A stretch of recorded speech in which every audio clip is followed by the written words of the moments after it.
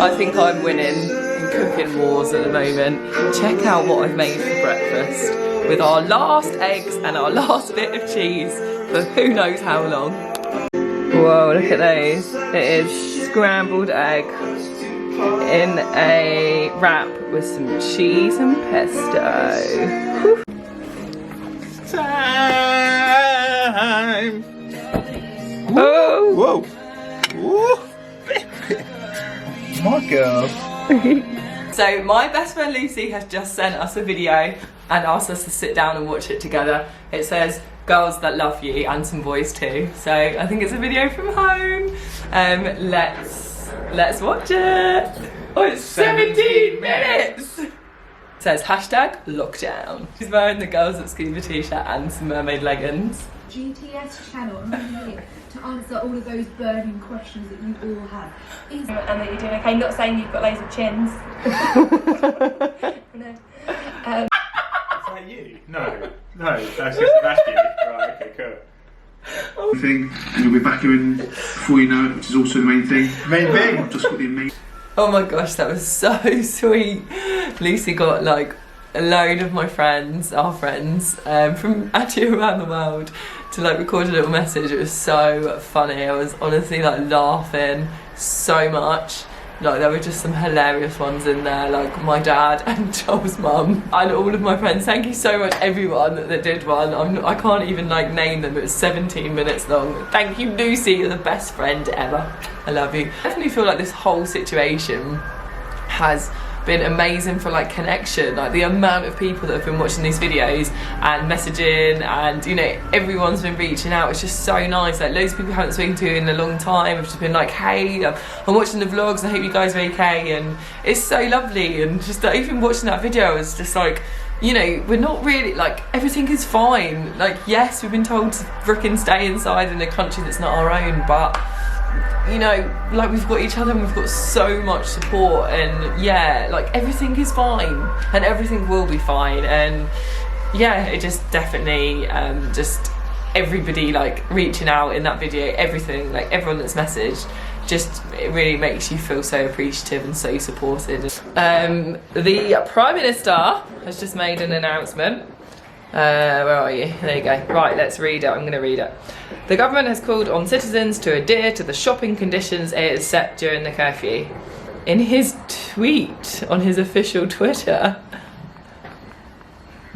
Joel, in his tweet, he said, groceries, neighbourhood mini markets, vegetable and fruit shops, pharmacies, shops selling and delivering drinking water, stores selling and delivering gas, and bakeries will be open 7 days a week.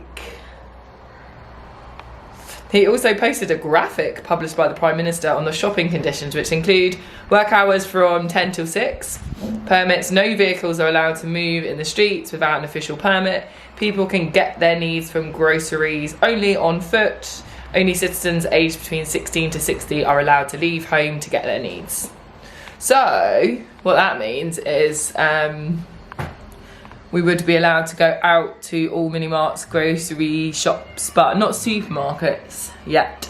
But that's good because we can go and try and get to the fresh fruit and vegetable shops 7 days a week.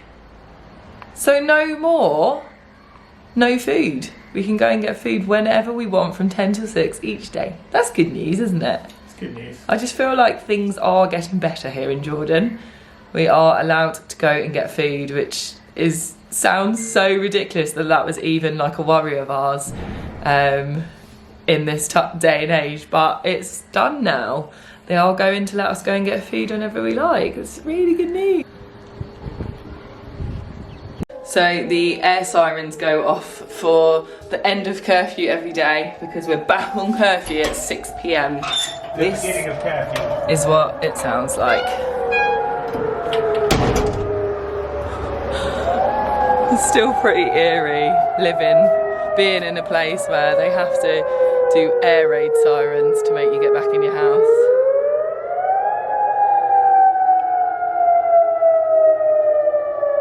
And there is nobody on the streets again.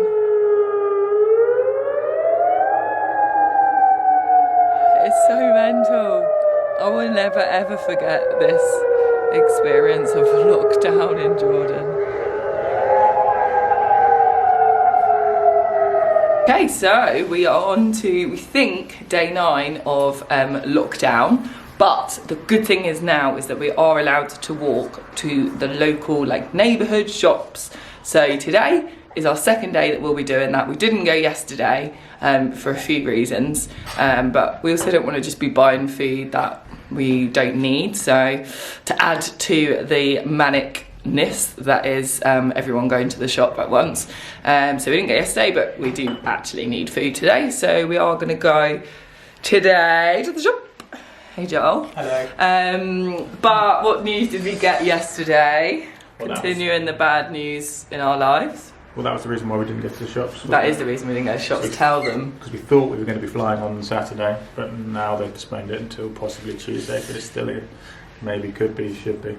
Yeah, so we got quite a long email from the embassy actually, who said, well, you can hold it if you want. No, I just do, that's the page you do, isn't it? You put the arm on the hip and you put your arm out like that. Yeah, it's quite hard being a vlogger. So we got quite a long email from the embassy, and they basically said, we tried as hard as we could, but we can't get you a flight on Saturday. We are now starting from scratch. That's exactly what they said. And we're gonna try and get you a flight on Tuesday. So, to be honest, I think the embassy have been really good in our situation. I completely understand that it's probably almost impossible to get a flight out of a country that's in complete lockdown, where there's been no flights flying at all for the last 7 days or 8 days. So I can completely understand their situation. Doesn't justify the price tag though. So hopefully now there will be a flight on Tuesday, but again, no confirmation. It's Friday today. Let's see. I mean, to be honest, I feel like we are always expecting the worst and hoping for the best, and you know, whatever happens now, we feel like the embassy are doing their bit to try and get us home. And with this kind of flexibility of us being able to go to the neighbourhood shops, everything feels like it is getting better. So yeah, who would have thought that being able to walk to the shop gives you hope in life? But it does. So we're gonna walk now to the shop. There's nobody around, but there is men every now and then, because the women have obviously sent the men out, but you never ever see women.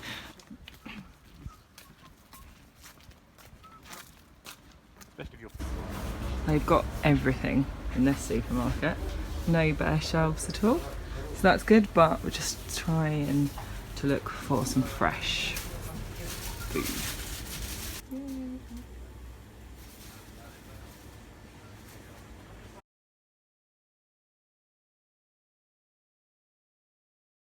Finished our shopping mission for the day. What did we get? Eggs. We got eggs. We got 24 eggs, so they only sell them in massive packs of 24 or something. So eggs for at least the next 5 days. We got cheese, but we couldn't get any fresh fruit or any fresh vegetables, so we got some tinned vegetables. So what's happening here in Jordan is they still haven't opened up supermarkets or green grocery places that you would actually go to get your fruit and veg, so it's still very much newsagent style. But I think that's shopping. to stop people from mad rushing to the supermarket. Yeah, it That's definitely is. right. It's for measures, to control the Mass virus, crowds, 100%. Because everyone will. As soon as the supermarket's open, everyone's just going to rush there, and then it's going to be pointless keeping people in all the time. Yeah, it's definitely the right thing to do. But it just proves very hard to actually eat any nutritional meals. We actually went for a vegetarian pizza just because it was the thing that had the most vegetables on it, even though it's frozen. So yeah, we can definitely deal with what we've got, and continue as we are until we know if we might possibly be able to leave and come back to England, and go straight back into 14 days quarantine.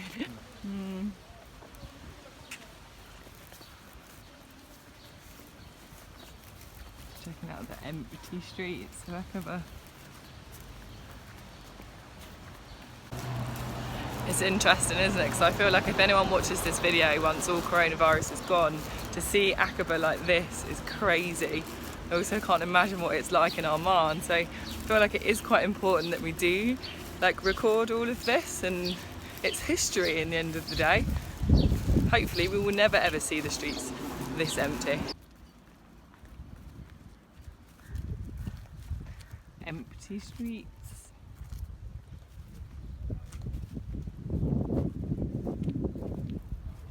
The British Embassy just emailed us and just said they're still trying to get the flight together for Tuesday, and just asked us for like more information.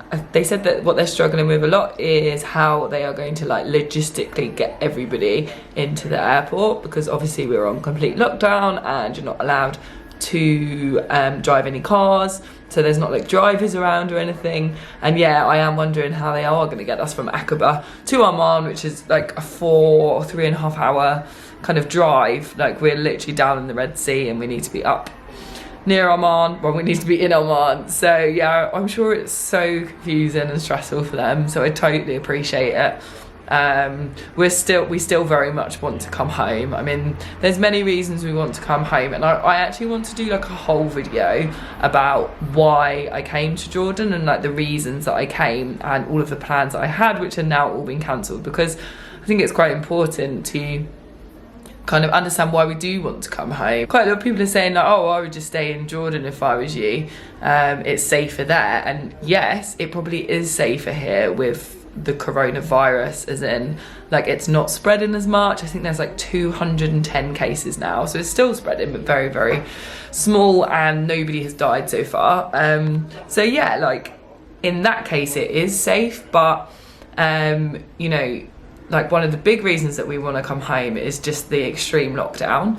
However, it has got better now. They allow us to walk to the shop, but mainly just never understanding what's going on, being in a country where we don't talk the language. Like for instance, today, like we finally found a vegetable shop, but like the door was closed and there was like people inside and there was like people outside, and we didn't know if it was open or what. And like I was like, don't want to speak English, and nobody speak English, and you know, we were just like, we don't know what to do. Should we go inside? And that is a really small example.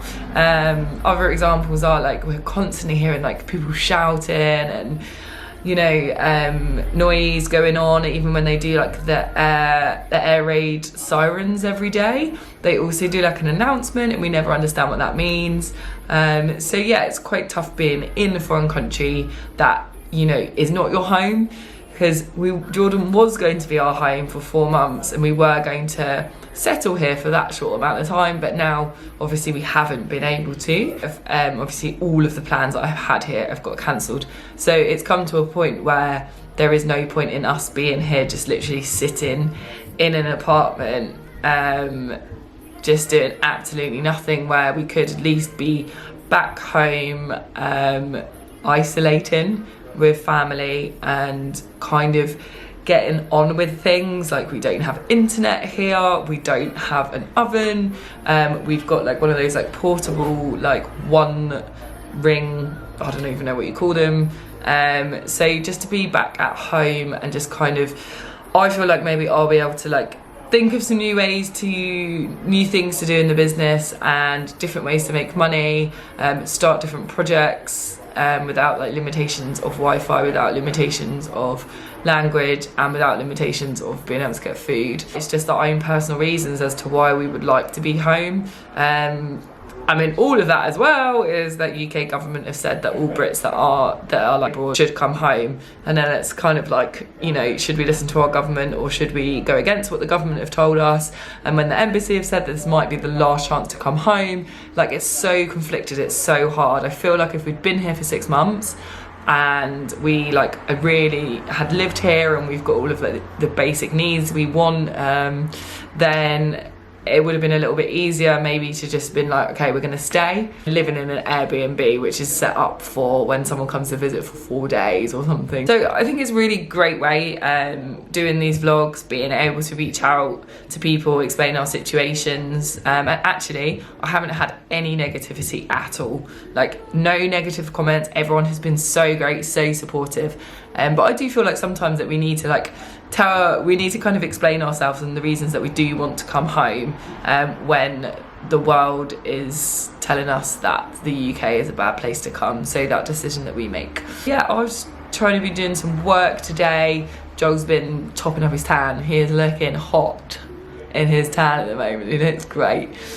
So that's always a benefit to have a hot boyfriend in isolation. Actually, yeah. Show us your tan. I've just been saying that you look hot in your new tan.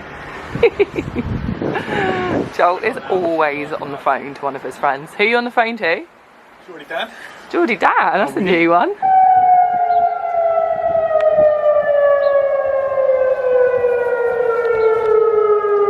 Also been forgetting that I haven't been kind of like wearing or promoting my Girls That Scuba merchandise, because that would be an easy way to promote it to you guys, to show you what we've got. So I've put on my necklace today, which is the manta ray necklace, and you've probably seen my scrunchie that I always wear. It's our Welsh scrunchie. Oh, and then this hairband, I don't know if you can see.